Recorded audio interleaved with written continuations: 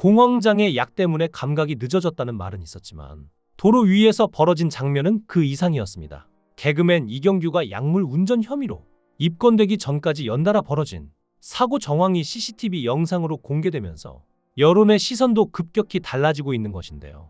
MBN은 이경규의 사고 당시를 담은 CCTV 영상을 단독 보도했습니다. 영상 속에서 이경규는 낮 12시쯤 서울 강남구 한 골목길에서 버스를 들이받고 차량에서 내렸는데요. 그런데 그는 인도가 아닌 차도로 비틀거리며 걸었고 이로 인해 뒤따르던 차량 2대가 급히 중앙선을 넘어 그를 피해 지나갔죠. 버스 운전자의 증언에 따르면 본인 차를 어떻게 세운다고 하다가 감기약 때문에 감각이 늦어 자신의 차 뒤를 조금 쳤다고 이경규가 자신에게 말했다고 하는데요. 이경규는 이후 차량을 골목 모퉁이 너머로 옮겼고 인근 병원 진료를 마친 뒤 돌아와서는 자신이 차를 주차한 곳이 아닌 20m 떨어진 다른 주차장에 있는 타인의 차량을 타고 떠났습니다. 주차장 직원이 오늘 자신들에게 차 안 맡기셨다 했더니 제가 그런가요라고 하고 집에 가셨다고 증언하기도 했는데요. 병원에 가기 전 이경규는 주유소 세차장에도 들렀습니다. 직원이 후진하라고 손짓했지만 이경규는 오히려 앞으로 돌진의 벽을 들이받았죠. 세차장을 빠져나온 뒤엔 신호등 없는 도로에서 중앙선을 침범해 불법 좌회전까지 감행했는데요. 이후 차량 절도 의심 신고를 받은 경찰이 현장에 출동했고 이경규를 상대로 간이 시약 검사를 실시했는데요. 결과는 양성이었습니다. 또한 국립과학수사연구원의 정밀 검사에서도 같은 결과가 나오며 그는 도로교통법 위반 혐의로 입건된 것이죠. 경찰은 정상적으로 처방받은 약물일지라도 운전에 영향을 줄 수 있는 상태라면 약물 운전으로 본다는 입장인데요. 이경규는 서울 강남경찰서에 출석해 조사를 받은 뒤 취재진에게 공황장애 약을 먹고 몸이 아팠을 때는 운전하면 안 된다는 것을 크게 인지하지 못했다. 앞으로 그런 계통의 약을 복용할 땐 운전을 자제하겠다. 고 말하며 사건은 어느 정도 마무리되는 것 같았습니다. 하지만 영상이 공개되며 대중의 시선은 달라졌는데요. 영상 보니 만취 운전 수준, 약 핑계 댈 일이 아니다. 처음엔 이해했지만 지금은 아니다. 등 네티즌들의 반응도 싸늘해지고 있습니다. 여론은 두 갈래로 나뉘고 있는데요.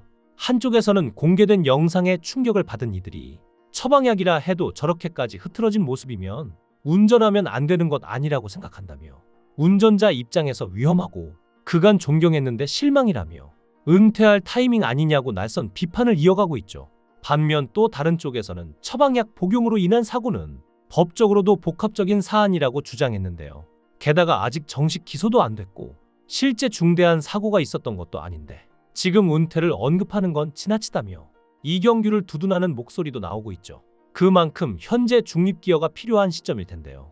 일각에서는 사고 경위와 의도가 명확히 밝혀지지 않은 상황에서 감정적인 반응은 경계해야 한다며 정확한 수사 결과를 지켜보자는 중립적 입장도 늘고 있습니다. 단순한 사회적 비난으로 한 사람의 커리어 전체를 규정하기에는 아직 이른 판단이라는 지적인 것이죠.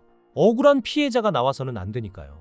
사실 이경규는 오랜 시간 무명 세월을 겪었습니다. 무명 개그맨이었던 이경규가 자신도 개그맨이라는 것을 사람들에게 증명하기 위해 방송사 선배와 사진을 찍고 싶어 했는데 이경규에게 그나마 잘해주고 가장 친한 선배였던 이홍렬이 이 얘기를 듣고 같이 사진을 찍어줬는데요. 그러나 이 사진을 찍은 후 이경규는 감히 선배와 사진을 찍는데 옆에서 쪼개고 건방진 표정을 짓는다는 이유로 어떤 선배에게 코피까지 흘릴 정도로 얼굴을 주먹으로 얻어맞았으며 다른 선배 개그맨들에게도 어떻게 감히 후배가 선배랑 사진을 찍냐고 욕을 먹었다고 하죠. 이경규로서는 운이 없었던 게 동기였던 최양락, 엄영수, 이상훈 등이 모두 KBS로 이적한 상태라 남아있는 남자 개그맨 동기가 김정열밖에 없었다고 합리하디귿. 그래서 선배들에게 더 갈굼을 심하게 받은 것이죠. 그래도 이홍렬은 이경규에게 그나마 잘해주던 천사표 선배 중 하나였다는데요. 이경규의 암담한 무명 시절은 경상도 사투리 억양 때문에 아예 방송에 출연할 기회조차 얻지 못한 1980년대 초반의 일이었습니다. 이때 이경규는 어떻게 해서든 먹고는 살아야 했기에 유명 가수의 백업 댄서를 맡기도 했는데요. 오죽하면 별이 빛나는 밤에에서 이문세가 이걸 이야기하자 이경규는 무안하다는 듯 그땐 더운 밥 찬밥 가릴 때가 아니었다고 말하기도 했죠.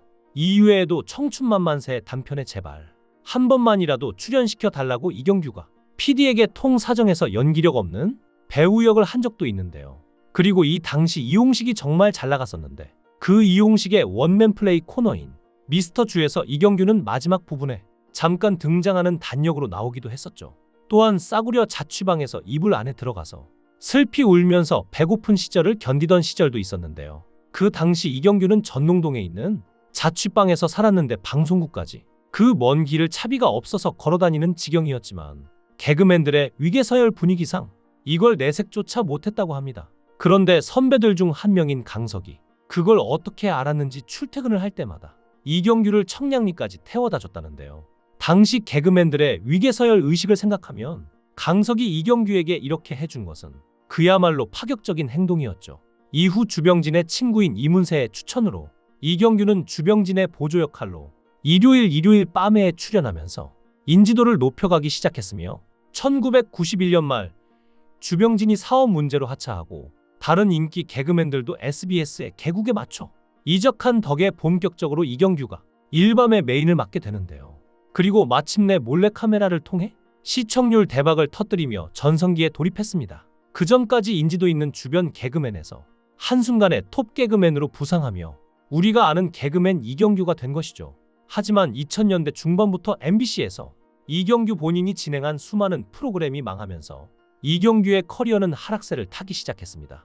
2007년 야심차게 기획하여 시작한 이경규 김용만의 라인업이 시청률 부진으로 폐지되면서 이경규 위기론이 돌기 시작했는데 정작 본인은 살아오면서 수많은 위기를 넘겼는데 이걸 새삼스럽게 위기라 하냐며 대인배적인 모습을 보이고 있었지만 2008년에는 하던 프로그램이 2개가 날아가는 등 이 경규에 있어서 매우 아쉬운 한 해였습니다. 결국 연이은 시청률 부진으로 이경규가 출연하는 프로그램이 계속 조기 종영되면서 한때는 이경규가 지상파 메인 MC를 맡던 프로그램이 단 하나밖에 존재하지 않게 된 적도 있었는데요.